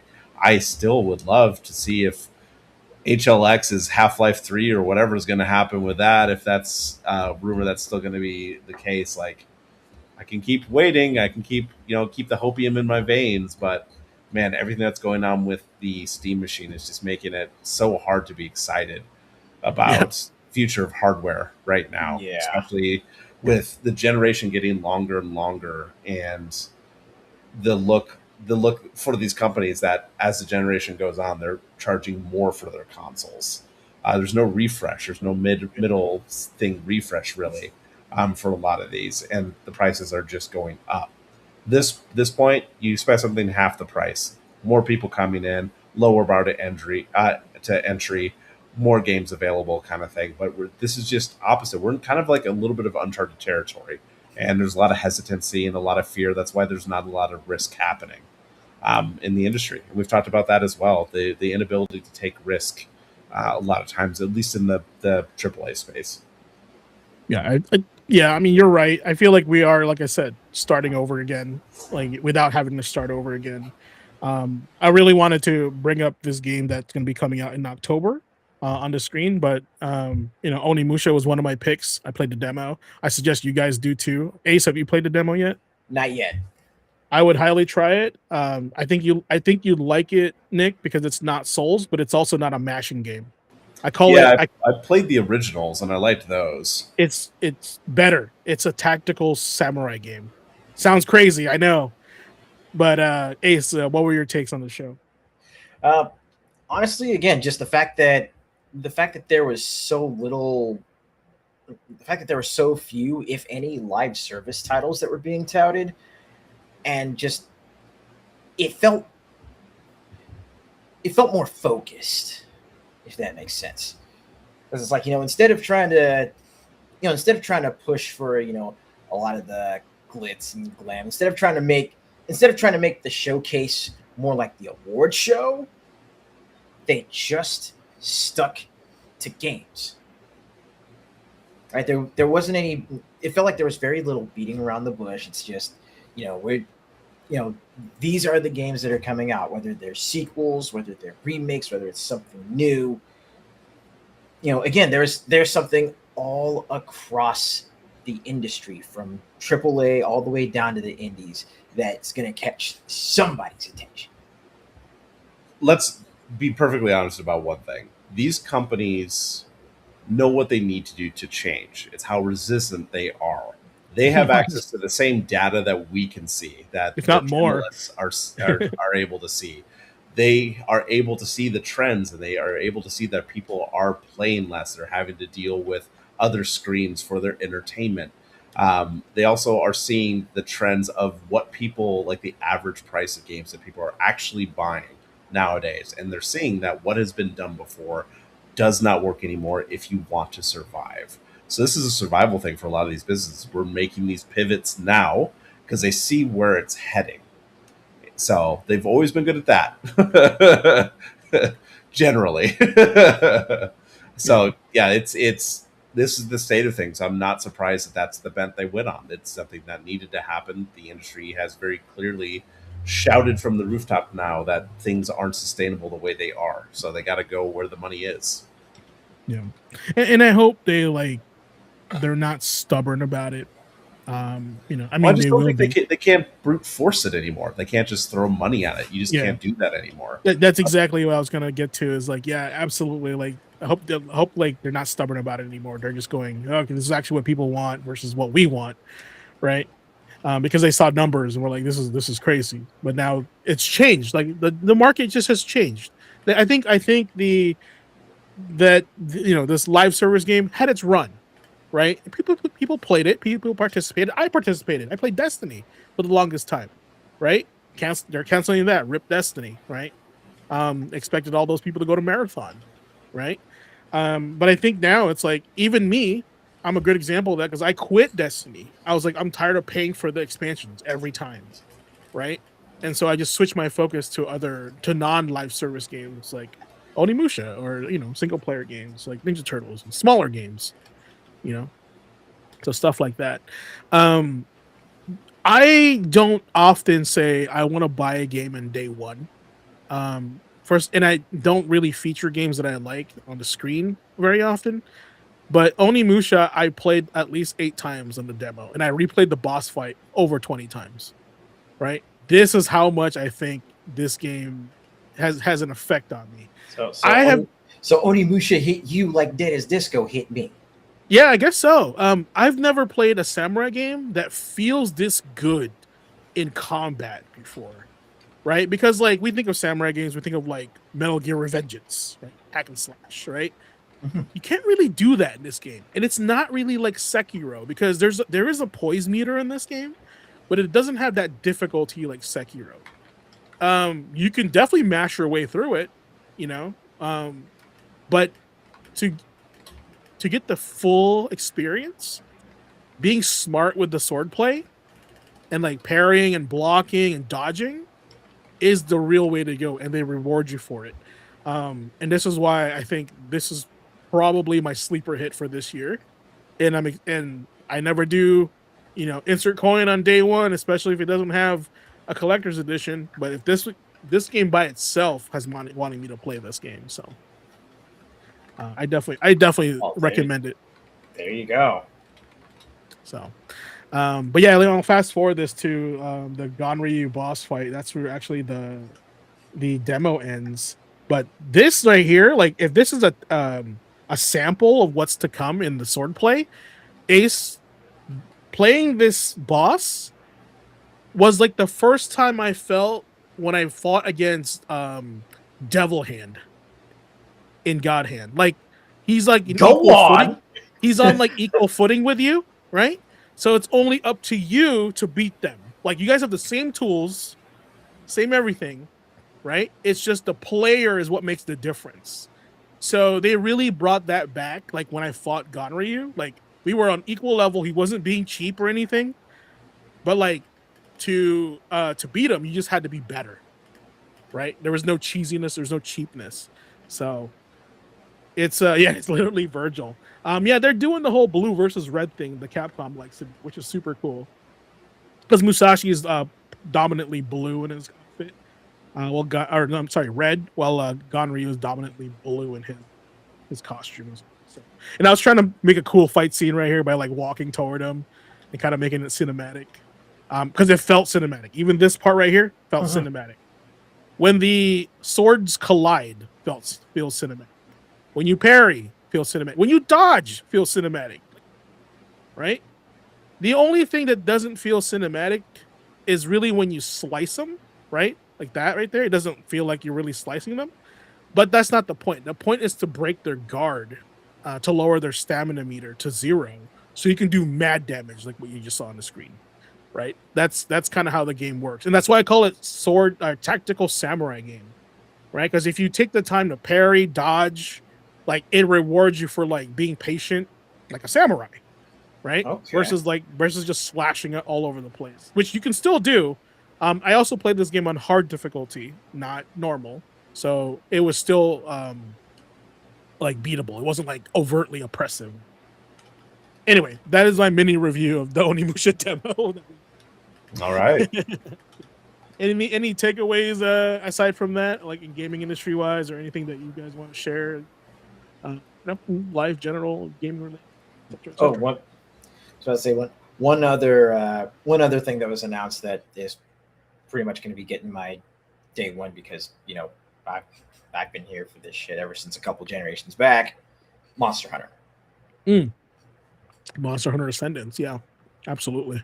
I'm not surprised. I'm sure Oliver will do the same thing. Yep. I actually wanted to kind of delete Monster Hunter off my my hard drive so I can go into the new Monster Hunter more excited than ever before. Makes sense. Right? So that's kind of just how I. So, are you guys playing anything right now? Anything specific? I've actually been going back and playing Absalom. Like after spending like weeks playing through that one challenge that was posted on the official Twitter, I was like, you know what? Let me just sit down and tinker with putting together my own challenge just to see what kind of crazy shit I could put together. Yeah. That's cool. I will show you all a little bit later. But aside from that, though, I've been playing the First Ascendant and Warframe, because they've had both gameplay and story updates that have been coming. Especially like tomorrow, there's a big update for Warframe coming. Yeah. So it sounds like you have like your usual like check-in games. Like, I kind of stopped playing Godfall. I started, then stopped. But brother, that game looks good, feels good to play, but it's like banging your head against the wall when you're playing that game. What do I mean by that? It's just the same thing over and over again, and I see the downfall of that game. Yeah. It looks good, it's pretty, sounds good, but honestly, there's no difference in who I'm killing. It all feels the same.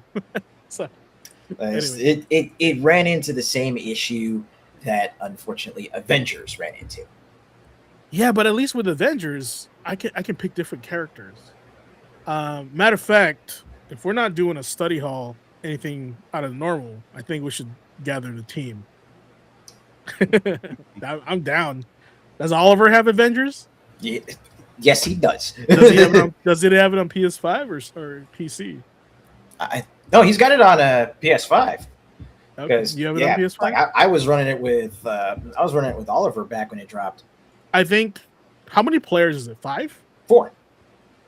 All right, if you fill in one more, we play it on the hardest difficulty. I think that would be a fun study hall to just dink around with. And I'm also going to need to dig back into it, because just like with Attack on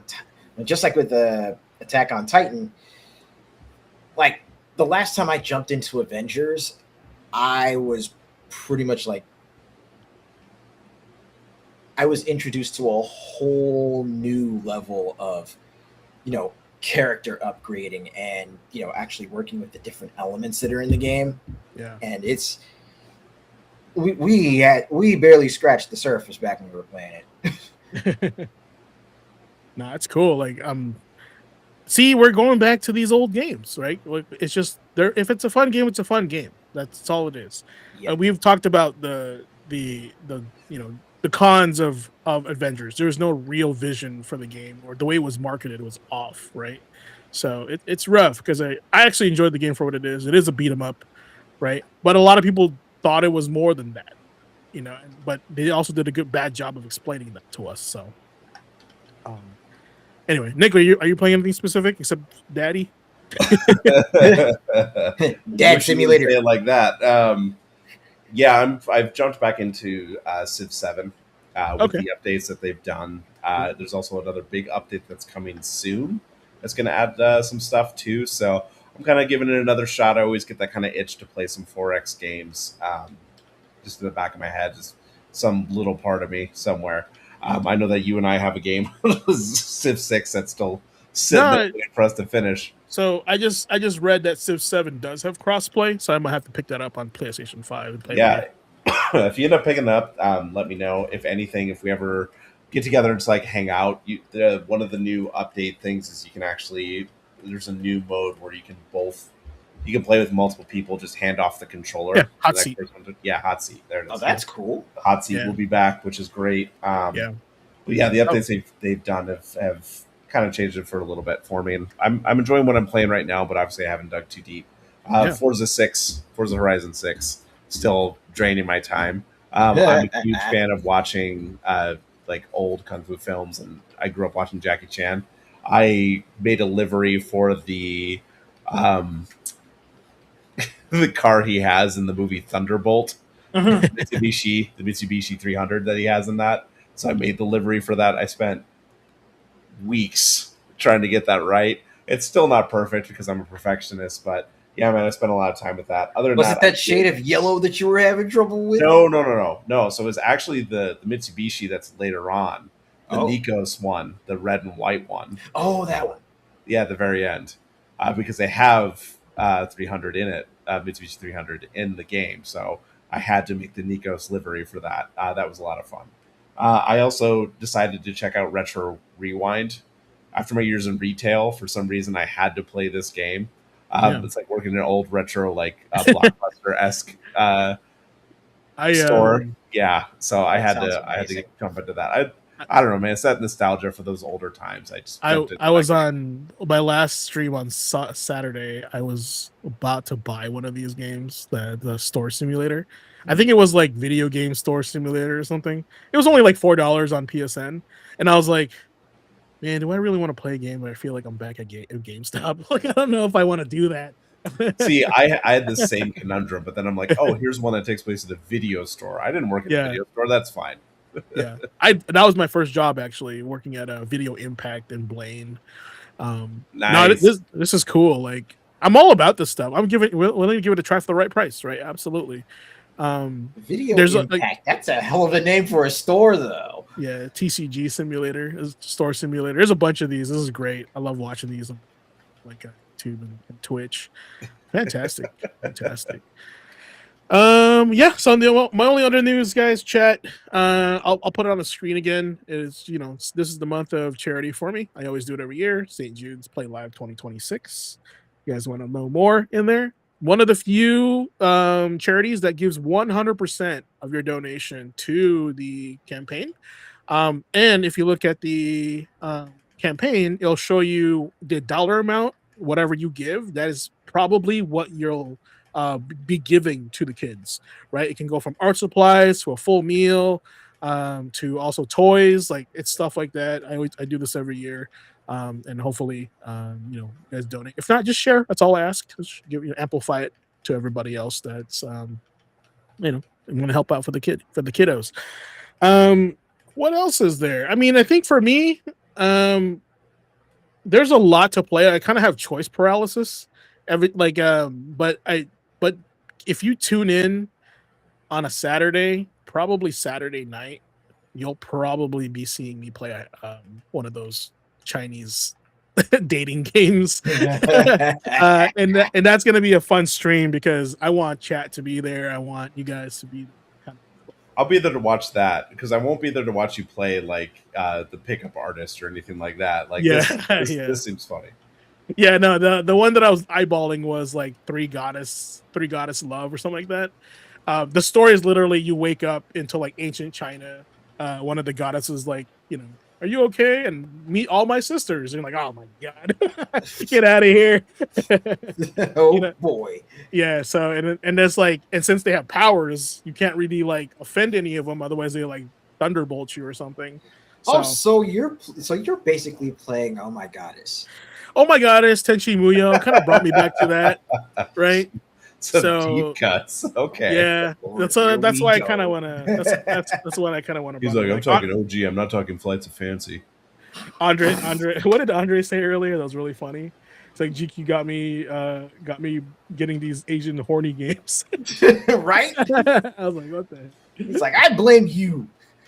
Isekai into harem. Yes, Yeah, that's right. if we get enough people from the pod to watch, you should absolutely have a Twitch integration where we get to vote for. I would love that. Like your answers. I would love that. All right, I'll do some research, find that out. Chat, take the wheel. Like, Oh. I wish list the harem game in GQ on PSN. Yeah, there's like 6 of them. I wish list like all of them, right? Because like I want to try them all eventually. So we'll go with that. But yeah, with that said, Ace, take us home, man. Yeah, here we go, everybody. Look. All right, controllers down, everybody. Wishlist closed, and somebody make sure we didn't accidentally add 10 more games to the backlog during part 2. But tonight we continued the Summer Games Fest Afterparty, and once again we put the weekend's games through the old insert coin test. Oliver's out tonight, unfortunately, so the watchdog gets a pass on this assignment. But with Nick back in the room, we had the context, we had the history, the industry lens, and the extra perspective that we really needed to keep this conversation going. And that matters because showcase season can be loud, right? Every trailer wants your attention. Every reveal wants your hype. Every announcement wants a spot on your wish list, but not every game earns the coin. So that's why we ask the bigger questions. Is this worth our time? Is this worth our money? Is this worth our energy? Did they show enough gameplay? Is the excitement real, or are we just running on logo pops, nostalgia, and cinematic editing? Some games tonight earned an insert coin. Some landed with wait for continue because the potential's there, but we do need to see more proof. And then there are some that hit game over, at least for now, because the hype alone just isn't enough. But the real lesson's this. You can be excited and still be intentional. You can enjoy the trailers without letting them control your backlog. You can wishlist a game without promising it your wallet. You can wait for reviews, demos, gameplay, updates, and the right time. That right there is playing with intention. You start with your why. You choose your focus. You play by feel, not FOMO. And we're going to drill that into your heads, folks. Play by feel, not FOMO. Also make sure you set your win conditions. Take time to reflect and adjust, and always protect your time, because your time is part of the coin too. It's a part of that currency that you can't get back. So as you leave class tonight, remember, don't let FOMO mash the buttons. Don't let your backlog become the final boss, and don't spend your coin just because the cabinet's loud. Some games deserve the quarter. Some games need to wait for continue. And some games just need to see that game over screen before they speed run your wallet. When a game finally earns your time, finally earns your money, your energy, and your attention, that is when you drop that coin in with purpose. This right here has been Gamer Quotient Gaming Academy Summer Games Fest Afterparty Part 2. I'm Blazing Ace Nelson, reminding you, as always, stay sharp. Protect your quarters. Don't continue bad habits, and never let hype speed run your wallet. And as always, ask yourselves, what's your game quotient? Until next time, make sure you take care of yourselves and each other. Class dismissed. Class dismissed.